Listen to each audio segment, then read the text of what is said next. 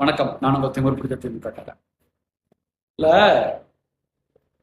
ஒரு தலைவன் சொல்றாரு, என் மனைவி எல்லாம் ஒர்த் இல்லப்பா, விடுங்கப்பா அப்படின்னு சொல்லிட்டு தன் பப்பாட்டியை பத்தி யாரோ பேசுனதுக்கு வழக்கு போடுறாராமா. நான் யார் பேரையும் சொல்லுங்க, லாஸ்ட்ல எனக்கு எதிராக வழக்கதும் போடாது. நன்றி, வணக்கம். ஆரம்பிக்கும் போது இந்த தம்பி நான் திமிர் பிடிச்ச திமுக காரன் அப்படின்னு ஆரம்பிச்சுது.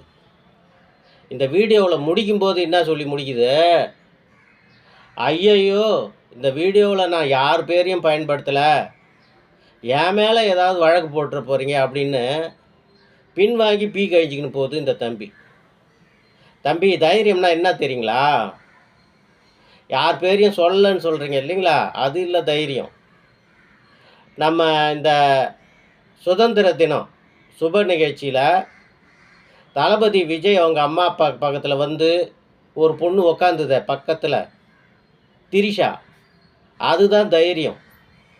அந்த தைரியம் இல்லாத நீங்கள் ஐயோ வழக்கு போட்டுருவாங்களோ என்னமோ அப்படின்னு பயப்படுற நீங்கள் வந்து தைரியசாலின்னு சொல்லி உண்மையான தைரியசாலிகளை அசிங்கப்படுத்தாதீங்க தம்பி.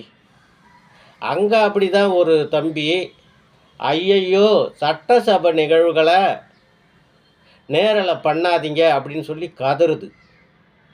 அப்படி இருக்கும்போது நீங்கள் வீடியோ போடுறீங்க, அதுவும் தான் நல்லா ஓடுது. அப்படி சட்டசபை நிகழ்வுகளை நேரில் பண்ணால் அது ரீல்ஸாக மாறுதுன்னா மாறட்டுமே. நல்லதை பேசும்போது நல்லதை செய்யும்போது நாம் ஏன் பயப்படணும்?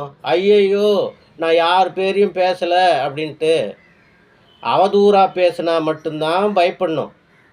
அப்படியே நாம் நல்ல மாதிரி பேசி வழக்கு போட்டாலும் அதை சந்திக்க நாம் தயாராக இருக்க வேணும் தம்பி.